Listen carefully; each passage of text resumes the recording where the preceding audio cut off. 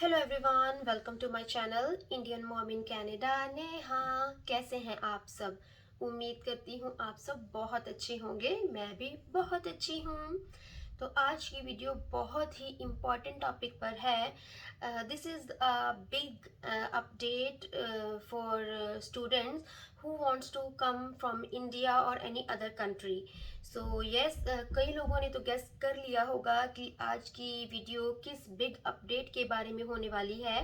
तो मैं ज़्यादा सस्पेंस नहीं रखूँगी एंड यस, मैं आपको बता देती हूँ that is a big news as well. तो ये वीडियो है रिगार्डिंग टू आईआरसीसी की स्ट्राइक पर। तो यस, पहले मैं आप सबको बता ही देती हूँ गुड न्यूज़ की आईआरसीसी की जो स्ट्राइक है, जो फेडरल वर्कर्स ने की थी, वो एंड हो चुकी है। जी, आपने सही सुना। जो ये स्ट्राइक है वो एंड हो चुकी है। और इसमें क्या क्या रीज़न थे स्ट्राइक के, एंड किस मुद्दों पर थी, और किस कौन कौन से जो प्रॉब्लम्स हैं वो सॉल्व हो गई हैं, एंड क्या क्या मेन चीज़ें हैं जो फिक्स हुई हैं, मैं वो आपको अभी बताऊंगी। तो जी, सबसे पहले मैं आपको थोड़ा सा ब्रीफ में बता देती हूँ कि फेडरल वर्कर्स ने स्ट्राइक की थी वो किसके रिगार्डिंग थी, इससे क्या प्रॉब्लम किसको होने वाली थी। तो देखिए, फेडरल वर्कर्स ने जो ये स्ट्राइक की थी उनके दो मेन मुद्दे थे। एक तो था वेज रेट को इंक्रीज करना, एंड दूसरा था कि वर्क फ्रॉम होम होना चाहिए।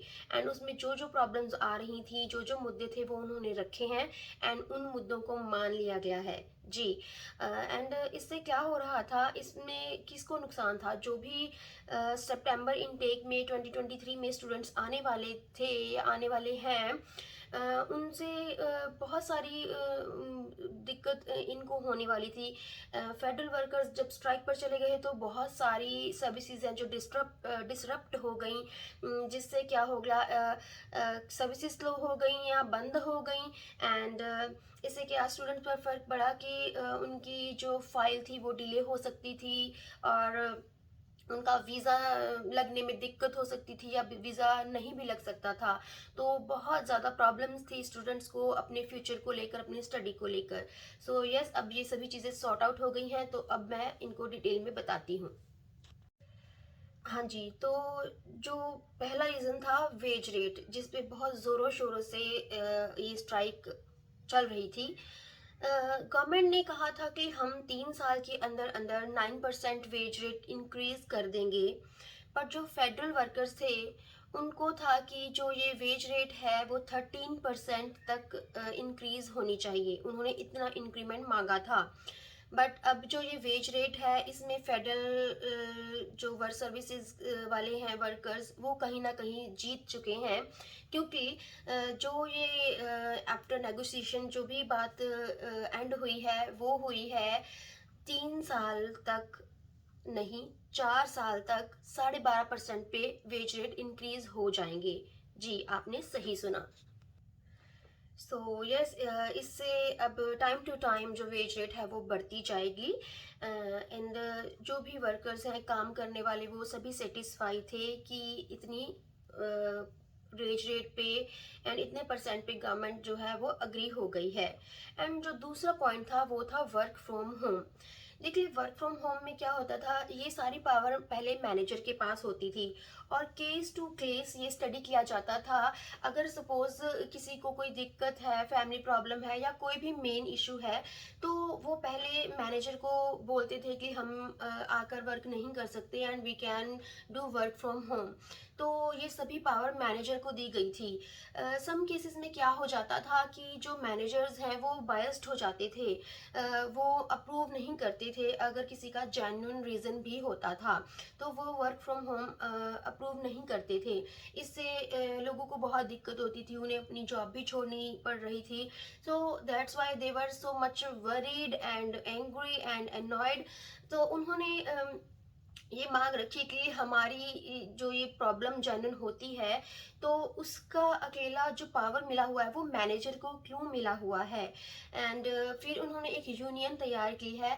तो अभी ये जो प्रॉब्लम होगी, किसी को अगर जेन्युइन प्रॉब्लम है, अपने सभी रीज़न के साथ, वैलिड डॉक्यूमेंट्स के साथ वो उस यूनियन में सबमिट करेंगे। एंड फिर वो अच्छे से उस केस की स्टडी की जाएगी। एंड आफ्टर दैट उस पर्सन को, अगर वो जेन्युइन निकला, सो ही और she can do work from home easily without losing his और हर जॉब।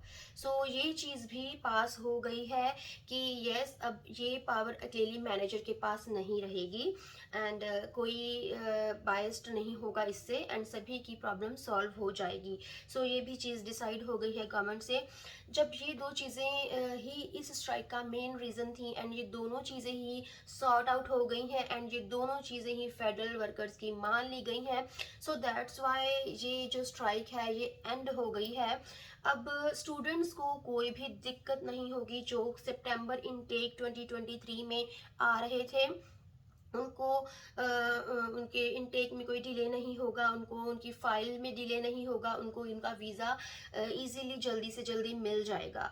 सो या this is the biggest update for all students and worried workers, worried people जो इन सभी चीज़ों से कंसर्न्ड थे। तो अब आप आराम से बिना प्रॉब्लम के, बिना किसी भी डाउट के आइए एंड अपनी स्टडी को कंटिन्यू कीजिए एंड अपनी सर्विसेज को कंटिन्यू कीजिए। किसी को भी कोई दिक्कत नहीं होने वाली है। And yes, this was the biggest news. So today I thought कि मुझे ये बिग अपडेट आप सभी को बतानी है, ताकि सभी को आराम से चैन की नींद आए और आप अपनी लाइफ में सभी लोग खूब तरक्की करो। और जिन जिन स्टूडेंट्स ने बहुत सारे अपने प्लान्स बना के रखे हैं, अपने ड्रीम सजा के रखे हैं, वो सभी आपके पूरे हों। तो इसी बिग अपडेट के साथ मैं आपको बाय बाय बोलना चाहती हूँ। और यस, अगर आपको ये वीडियो, ये इन्फॉर्मेशन अच्छी लगी हो, तो please do like, share and subscribe my channel and give me comment as well if you guys have any doubt. So definitely I will be clearing your doubt. If you guys have so many questions and so many doubts, then I will make a video for you guys. See you in the next video. Till then, bye, stay happy and healthy, and yes, thanks for watching.